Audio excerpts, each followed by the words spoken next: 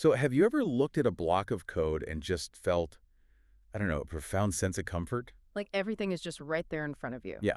You write line A, then you write line B, and the computer just runs line A, then line B. It's predictable. Exactly. It's predictable. We like our logic to be visible, categorized. Yeah. But the moment you introduce multi-core concurrency into that equation, that whole linear timeline just completely shatters. Oh, absolutely. You basically step into this execution landscape that is actively hostile to human intuition. Hostile is definitely the word. It is the absolute definition of architectural chaos. And, trying to tame that chaos requires an immense amount of foundational engineering. Which is exactly why we are exploring this massive, 40-year historical evolution today. Right. We're tracking the C++ thread support library, tracing its origins from the early 1980s all the way to the paradigm-shifting C++ 26 standard. And the core question we want to answer for you today is basically this. Why does C++ concurrency work this way?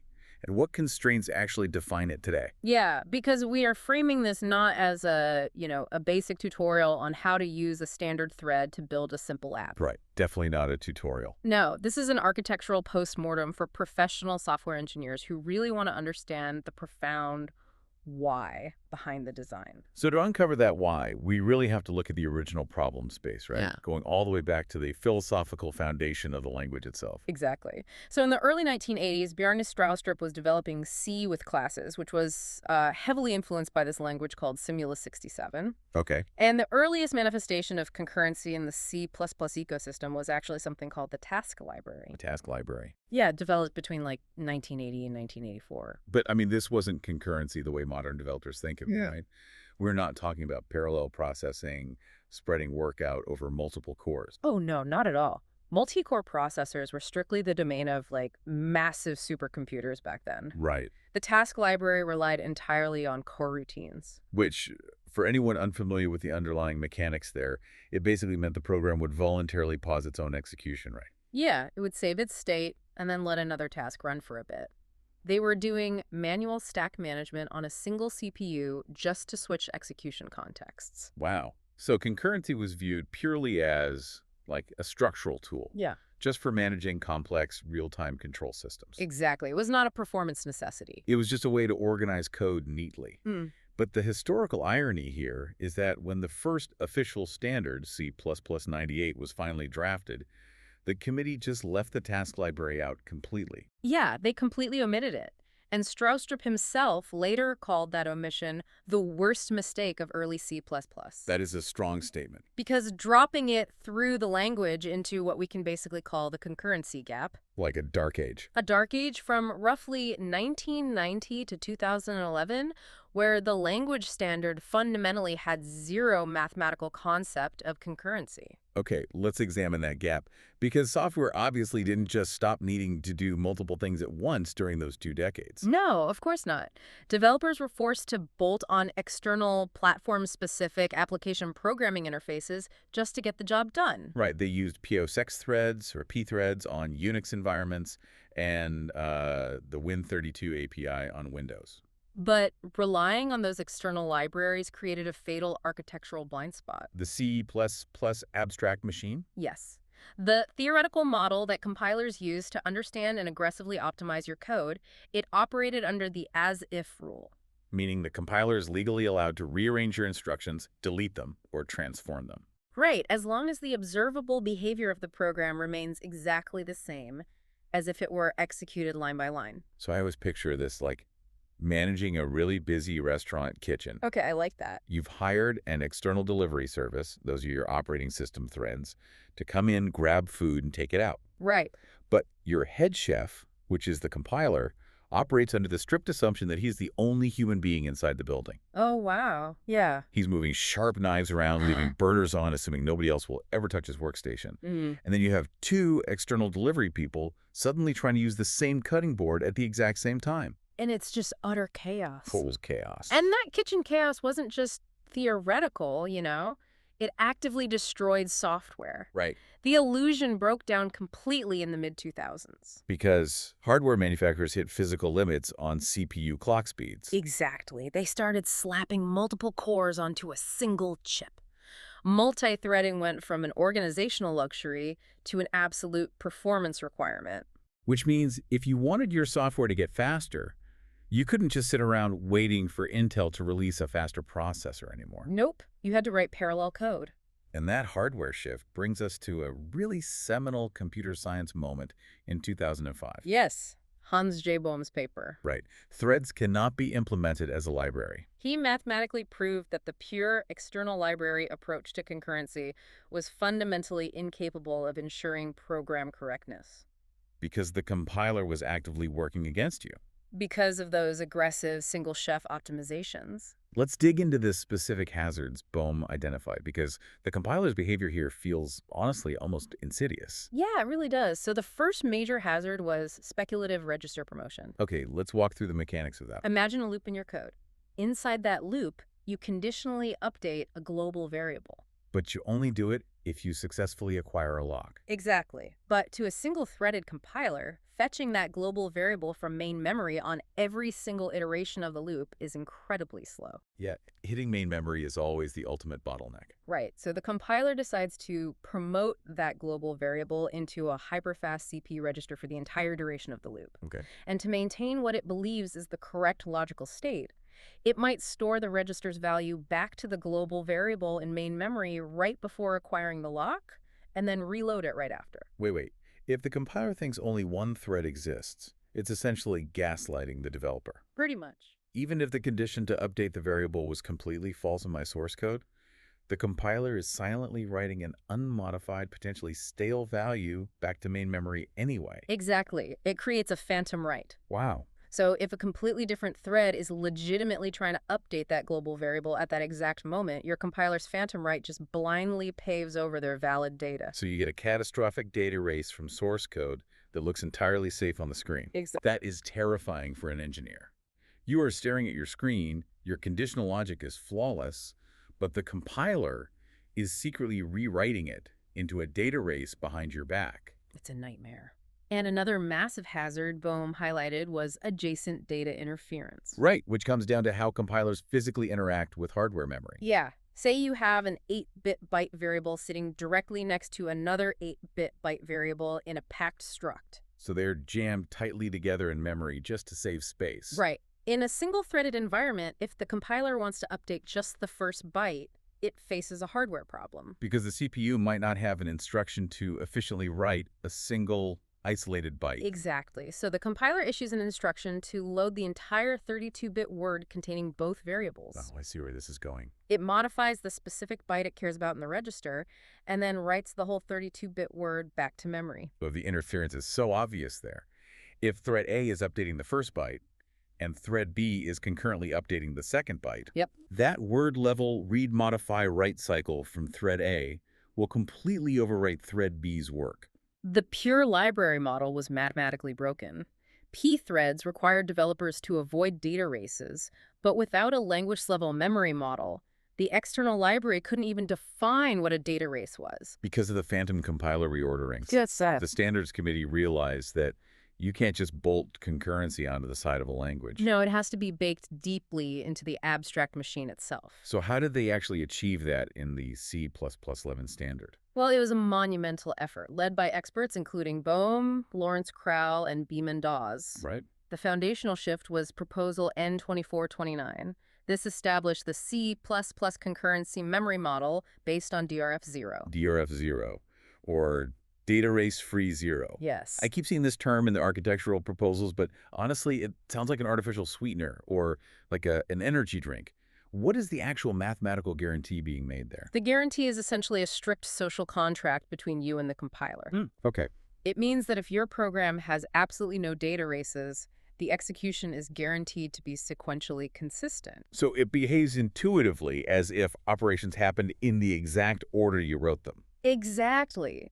But if a data race does exist, meaning two threads access the same memory location, at least one is a write, and there's no explicit synchronization. Then what happens? The entire program instantly falls into undefined behavior. Man, if you were listening to this and you write C++ for a living, This is the moment your blood pressure probably spikes. Oh, for sure. Undefined behavior means all bets are off. The compiler can do whatever it wants. Yeah, your program might format your hard drive, corrupt a database, or just crash silently on Tuesdays. It's wild. It was a harsh compromise, but technically necessary. It allowed compilers to keep applying those aggressive single-threaded optimizations to normal code while providing strict opt-in synchronization rules. And to manage that synchronization, they introduced the Atomics library, right? Yes, in Proposal N2427, which exposed explicit memory orderings. So we are talking about standard memory order sexist, standard memory order require, standard memory order release, and standard memory order relaxed. Right. I've always wondered, why didn't the committee just use simple, universal hardware fences everywhere to make it safe by default? Because tying the memory ordering semantics directly to atomic operations allowed for much finer architectural tuning. Okay. Like standard memory order sexist provides a single global timeline of events, which is perfectly safe, but incredibly slow because it flushes CPU pipelines. Let me try an analogy here. Think of sequential consistency sextret, like a central bank ledger. Okay. Every single financial transaction worldwide has to be perfectly time-stamped and recorded in a single unchangeable line. Right. It is perfectly accurate. But the entire global economy has to wait in a single file line to process a payment. That captures the bottleneck perfectly. Acquire and release semantics, on the other hand, are much later. If you just need a worker thread to publish a calculated result to a main thread, you can use a standard memory order release on the write and a standard memory order acquire on the read. So acquire and release are more like two people agreeing on a specific contract via email. Yes, exactly. They only care about synchronizing their specific targeted interaction. Yeah. And the rest of the world can go on ignoring them completely. And by avoiding that central bank ledger bottleneck, you gain massive performance overhead reductions. Makes sense. Alongside Atomics, Proposal N2497 finally gave us the standard thread abstraction. But the committee designed it with notoriously strict rules. Yeah, a standard thread object strictly owns the underlying operating system thread. Right. And if that standard thread object goes out of scope and gets destroyed, and you haven't explicitly called join or detach on it, The destructor invokes standard terminate. The entire program violently crashes. just boom, gone. Why build a tool that actively wants to crash your program? It feels so hostile to the programmer. Because the committee was terrified of the alternative. Zombie threads. Oh. If a thread object is destroyed, but the underlying execution continues silently in the background, you get threads leaking resources. Accessing freed memory. Yes, and causing impossible to debug corruption. Standard terminate was the nuclear option. It forced developers to be painfully explicit about thread life cycles. Speaking of nuclear options, let's talk about the proposals that were thrown in the trash. Oh, yeah. Proposal N2455 attempted to introduce thread cancellation. Similar to how pthreads let you just violently kill a thread from the outside. Yeah. Why did the committee vehemently reject it? Because forcible cancellation violently conflicts with the fundamental resource management model of C++. Which is RAII. Resource acquisition is initialization. Exactly. Because if you just murder a thread from the outside, the execution stack never actually unwinds. Right, the local objects on that thread stack never have their destructors called. Any standard mutex that the thread had locked remains locked forever. Network sockets stay open. Database connections hang. The program instantly falls into a state of permanent deadlock and silent resource leakage. Because of RAI, C++11 shipped without any way to forcibly kill a thread. So C++11 essentially gave us a raw, incredibly powerful chainsaw, but it had no safety guards. None at all. Developers were constantly deadlocking their programs or accidentally triggering standard terminate. So how did the committee patch that ergonomic nightmare in the next iterations, specifically C++14 and 17? Well, by focusing on practical abstractions, C++14 introduced the standard shared timed mutex. Which is crucial for multiple readers, single writer scenarios. Right. Imagine a massive globally cached data structure that is read thousands of times a second, but only updated rarely. Okay. Forcing every single reader to wait in a single file line behind an exclusive standard mutex destroys performance. So the shared variant allows multiple threads to read safely at the exact same time as long as nobody's actively writing. Exactly. And then plus 17 took a massive leap forward with the parallelism technical specification. They added execution policies to about 60 standard algorithms. Yeah, you could just pass standard execution par to a standard sort algorithm, and the standard library automatically handles spinning up threads and chunking the work across your CPU cores. That's huge. See, plus 17 also tackled the locking ergonomics directly by introducing the standard scoped lock. It's a variadic RAII wrapper. Right. If you need to lock 3 different mutexes at the same time to perform a complex transaction, doing that manually is a recipe for a classic dining philosopher's deadlock. But standard scope block uses an internal deadlock avoidance algorithm to prevent that. Yes. I really want to look under the hood of that deadlock avoidance algorithm. How does it actually work without user intervention? So when you pass multiple mutexes to standard scoped lock, the standard library implementation typically sorts the memory addresses of those mutexes. Oh, that's clever. By mathematically ensuring that all threads, regardless of the order the programmer specified in the code, always attempt to acquire the locks in the exact same globally sorted order.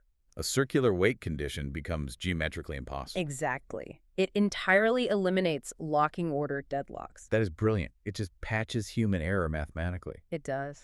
But even with all these C++17 improvements, managing raw threads was still dangerous. Yeah. You still had the zombie thread standard terminate problem hanging over your head. Yeah, it was still there. So how did C++20 finally address those deep flaws? C++20 introduced the standard jthread, which stands for joining thread. Joining thread, okay. The original standard thread from C++11 was like a heavy power saw without a blade guard.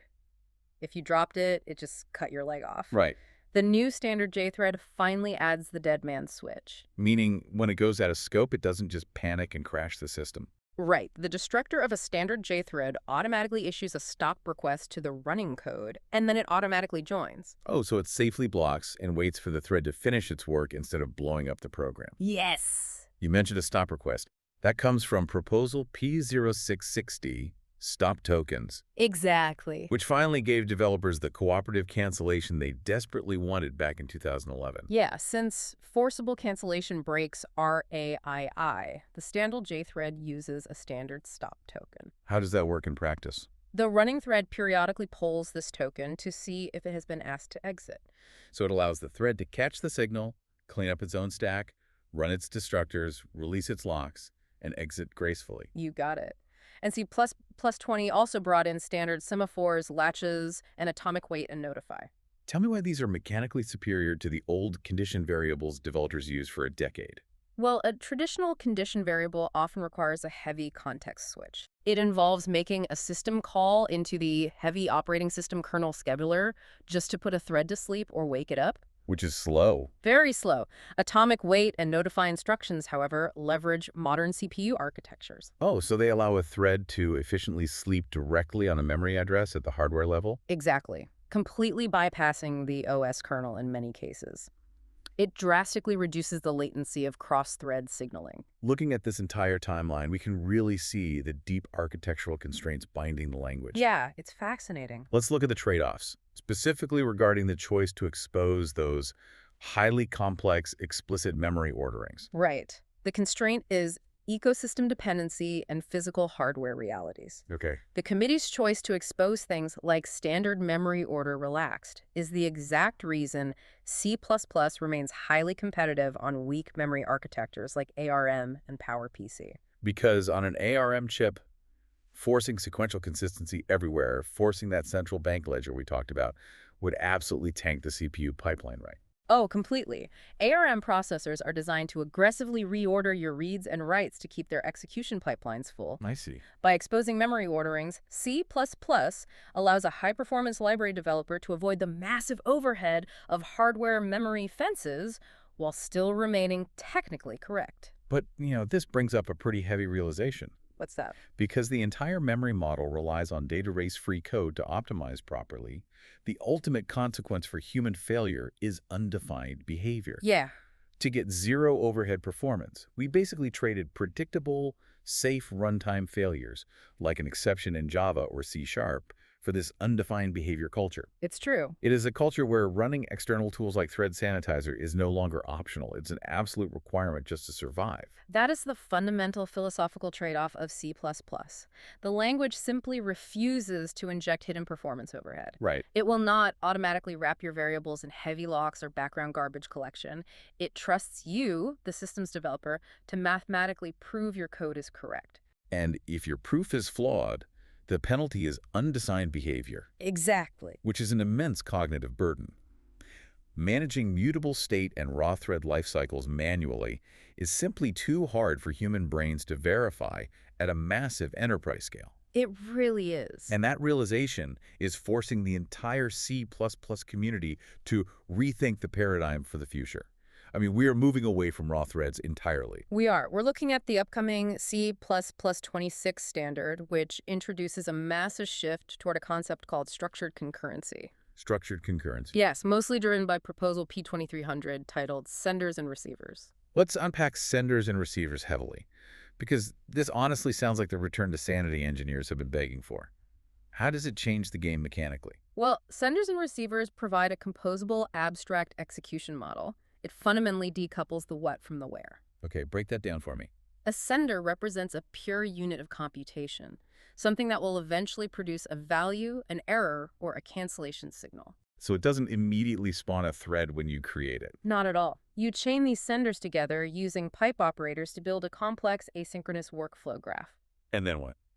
At compile time, the C++ compiler analyzes this graph and transforms it into a highly optimized, allocation-free state machine. Wow. Then, at the very end of the chain, you submit that state machine to a receiver and an abstract scheduler. And the scheduler is what dictates the where. Exactly. It could run that state machine on a background thread pool, push it to a GPU, or execute it on a non-blocking I/O event loop. Right. By decoupling the logic from the execution context, it effectively obsoletes the manual standard thread management of the past. So you are no longer thinking about thread life cycles, joining, detaching, or the terror of standard terminate. Never again. The state machine enforces structured lifetimes mathematically. That's amazing. It mirrors the structure of synchronous control flow but applies it flawlessly to asynchronous operations. It brings safety back without sacrificing the zero overhead principle. So if we synthesize the core lesson from this 40-year evolution, what is the ultimate takeaway for the working engineer today?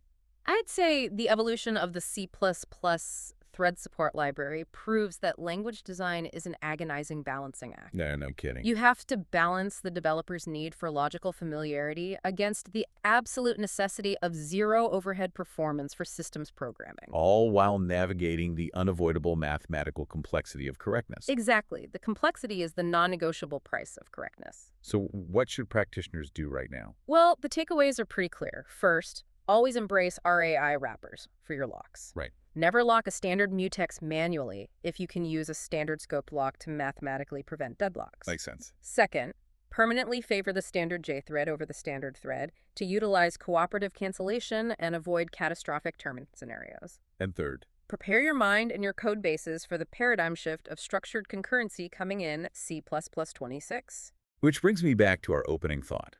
We started by contrasting the comforting linear sanity of single-threaded code against the hostile, shattered timeline of concurrency. We did. Seeing this history and seeing the sheer amount of engineering required just to stop the compiler from gaslighting us, it leaves me with the final provocative thought for you to explore. What's that? If achieving true thread safety natively requires this much immense complexity, explicit memory ordering, and strict rule setting, Yeah. are human developers fundamentally unsuited for writing lock-based concurrent code without aggressive language-level guardrails? Man, when you look at the sheer cognitive load required just to prevent a simple data race, Right. it is a question every systems engineer eventually has to ask themselves. Thank you for taking this deep dive into the foundations of the system with us. We will see you next time.